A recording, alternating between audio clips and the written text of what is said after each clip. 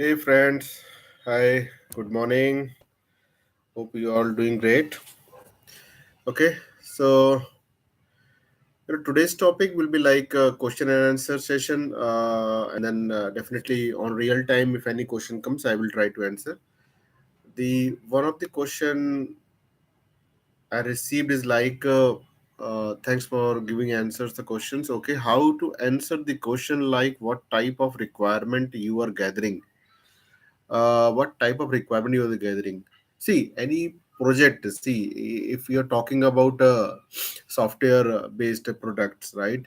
So it's basically classified into three verticals. One thing is the front end, and then middleware, and then back end. So when you go for the requirement first time, you will not talk on these isolated approach. You will talk a very full overall product perspective. Okay, so when you talk about product perspective, you will try to understand their pain areas or their business objective, what they are going to meet with this product, right? So initial phases you will talk like a whole product level, not the isolated each classified product specific, the verticals I've just explained. Okay, so once that is over, then definitely based on the prioritization, the requirement, then you need to see that prioritized requirement basically require which of these vertical of the three tier architecture, right? The front end, back end, and API. So if it is the front end discussion you are doing, you're just trying to identify what they are looking for on the web page application, what kind of fields, what values on the fields, etc. Right? So you will be discussing the UI level, and then the corresponding backend. So definitely the front end based on the fields represent the backend table, right? So you can definitely easily get that. Maybe client will not give you that requirement on the backend side, what kind of tables and all that you have to visualize and come up with. And then API. So what kind of third party applications it is going to integrate. Then you will be talking on those personas, which application it has to integrate, what is that kind of application, is it exposing that API that we can go and consume, how to establish the handshake with that API, it's a secure or public. Then you will talk all these things with the client, and then figure out all that requirement.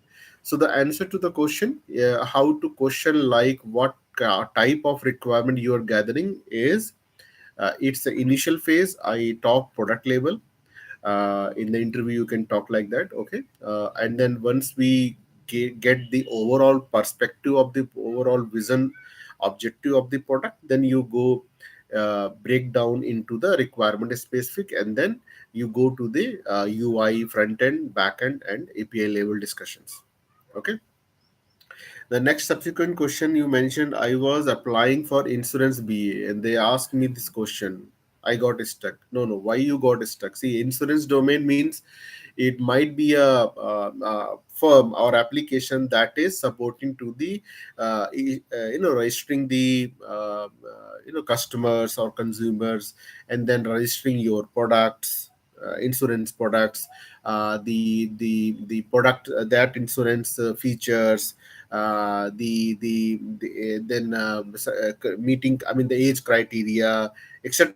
I mean whatever the supporting information to run that insurance, that will be feeding in your application or the software or product, whatever you want to call it. Okay.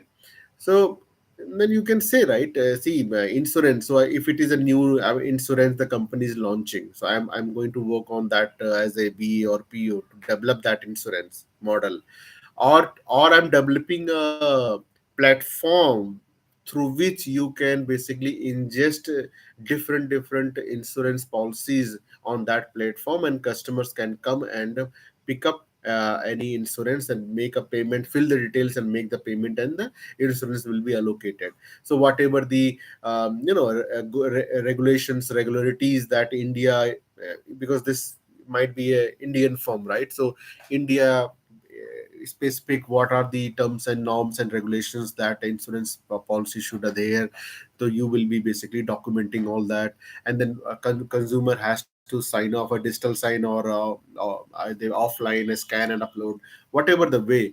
So you will be discussing that. So it's very simple. See, these questions they will ask to understand whether you really work on that product, that application or not. If you really work, definitely you will answer. But if you are just trying to present you have worked and then you really doesn't work ever that product, then you will be little facing difficulty in that way. Okay, but I will say, irrespective, I think the way I have explained you, beginning of the requirement phase, you will be talking the overall project product level discussions, understand the vision, product vision, timelines, the core competencies that you require in the product, the pain areas that you are trying to solve with that insurance, that the product name you have given insurance or the software, and then you will drill down to each functionality level. Okay, so you might have answered in that way. Okay, I think you will be able to perform better next time. Okay, could you please assist me what point we should include in answering this question? Okay, I mean, yeah, I think I have explained you, right? So you start with UI, you start with product vision, and once that is done, you in your mind you will be having the overall picture of the product vision, mission, objective, and then you will be drilling down to feature level. Once you reach to the feature level, you talk the three personas. If their product is having the front end, the UI, then you will talk to UI. Otherwise, if it is only API or database, you will talk to the API and database. Okay, so I think I tried to answer, but still you have any confusion, you can let me know. Okay, and the next question is, what is the difference between product owner and product manager? Is that the product manager is the project manager only, or please clear this doubt. Okay, uh, so okay, I think I have given that. I mean, created one video in past. You can go through and find in detail. But yes, let me take 2 3 minutes on that topic. So, product manager and project manager, two different things. Product manager on the product, whereas the project manager doesn't on the project, it's just on the delivery of the project. So it makes sure the resources are on the project on time, the delivery timeline, etc. Any hurdles of the hiring or to the, I mean, the team, the former team, right?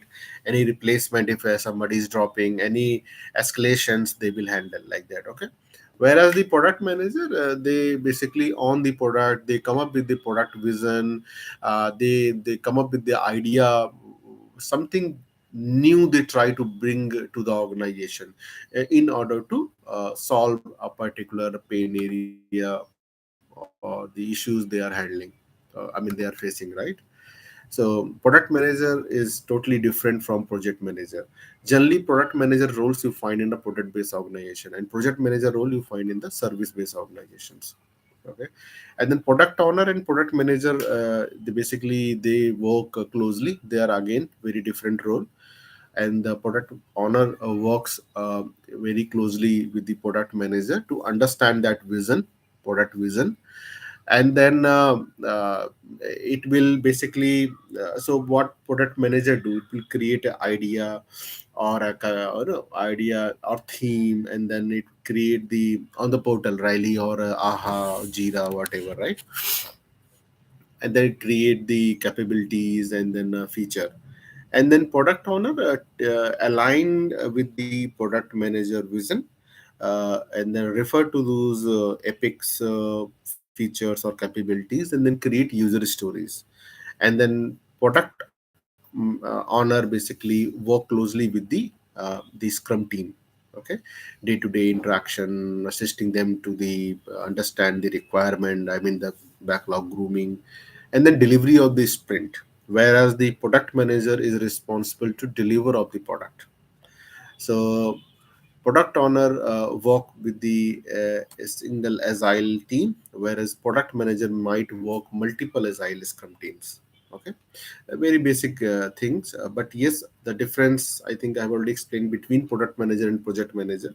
So, and then difference between the product owner and product manager. Okay, so let's see if you can if further feel any question or something, you can ping me. Okay. So, I mean, I will take some time to explain what kind of situation in the current market these days, about the jobs and opportunities. So basically, it is little, I mean, off track these days. Even you see a lot of openings on Naukri and LinkedIn, but really, basically, this is not a hiring season. The hiring season will come in the February, March, and April, and then because a lot of people drop the job and then look for another, and then whatever the vacant positions, definitely they try to fill it. Okay, and then financially also, global level also, this is not the right I think at this moment people trying to I mean, you see a lot of openings on the job portals, but those are just for the like they want to be in the discussions to be on the top ranking in the portal, because the main the number of jobs they post and people apply, it keeps the higher in the rating. Like this is, this company is providing these many jobs, so, and then people are applying, so it will reach, they will gain the reach, and then in their reputation they will be having some ranking and all that, so they will gain some more ranking. So but actual hiring at this moment is not there. So but it doesn't mean you will stop the and applying those jobs, because sometimes uh, any unfortunate reasons a employee drop that company, or they got a surprisingly a new project and they need to build up a team, then it could be possible it's a real job opportunity, and then you should apply and get that. Okay, but major opportunity will open in the February, March, and April kind of months. Okay, next year. Okay, so US and all, this is the closing month of the US financial year, right? So they go with the January to December. So that's where December is a closing year of the European countries and US and Australia. So they follow Jan to December, not like India, April to March. So that's why. Okay, so interview, whenever you get chance, definitely they ask the question like your one of the project you worked, so you should be basically one of your project, you should be having a very concrete information.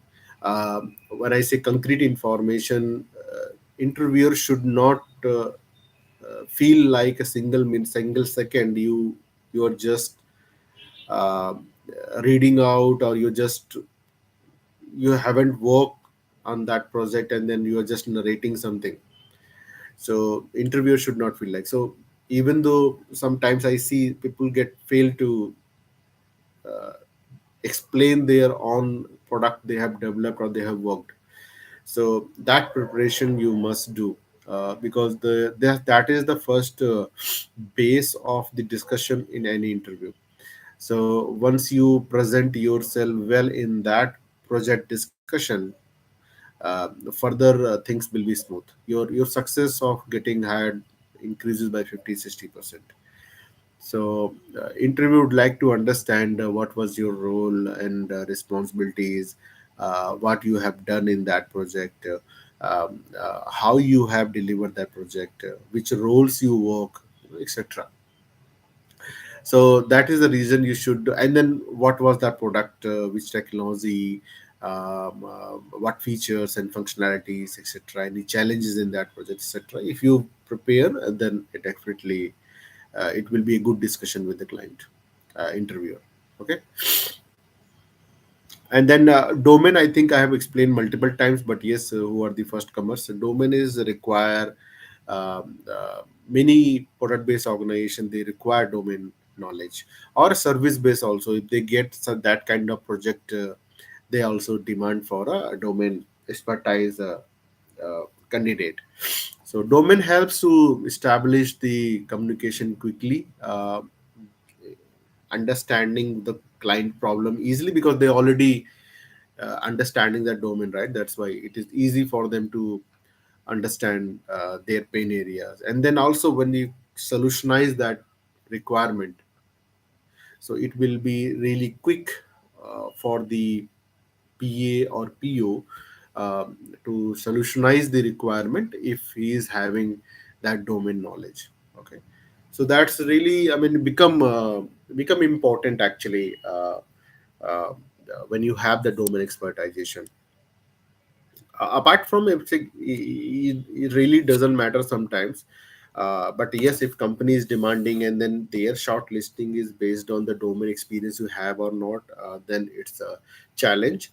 But otherwise, if company uh, allowing candidates to interview non-domain non-expertise domain candidates also, then definitely doesn't matter, because it's a week or 2 weeks of time to understand any domain, right?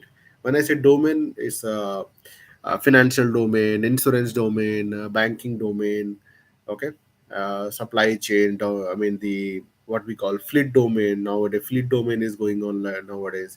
Fleet domain means the logistic domain. So second name is fleet domain. Okay, smart city, e-governance, smart city project, command and control center. So a lot of domain, and then pharma, right?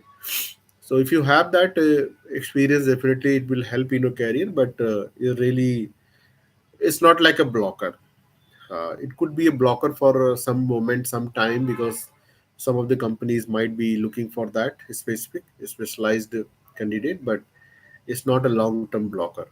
There are companies who look for not a specific to any domain, because if you know your job, your role and responsibilities very well, you can deliver any domain kind of thing, right? I mean, it's a matter of a week or two to understand. Okay. So, guys, I mean, I will request to keep post your questions, your doubts, so that we can talk more in the further live sessions. And then, if you see any topic that I can go and create some videos and upload for you, that also fine. You can just let me know. I will create and upload also the way I was creating in the initial days, right? But yes, if you go through the videos one by one, definitely you will learn everything. I have given max possible information for a BA, for non BA to become a BA. I will say in that way. uh, Only the thing is required is a communication skill. So you should be ready to talk to the international clients. The way they talk, you should understand. And then if you having the fear or not able to communicate very well, then you will not able to convey your points to them. Only you will be listening them, right? So listening is not the, is a half of the thing. So listening, but to reconfirm your thought process, your understanding, you should speak, right? So until you doesn't speak, reconfirm that your understanding with them, with the client, so it's half cooked information. So that's why listening and then counter back, or establish the communication, conversation. You should respond back. Oh, is it, am I understanding correct? You should explain, and then you can ask, am I understanding correct? Once they confirm, it means it's confirmed, and then you can document that requirement, right? Yeah.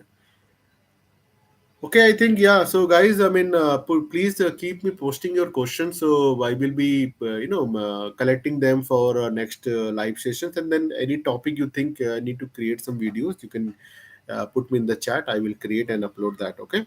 So keep guys learning, watching the videos and sharing these videos, guys. Okay. Thank you. Bye bye. Have a nice day. Thank you.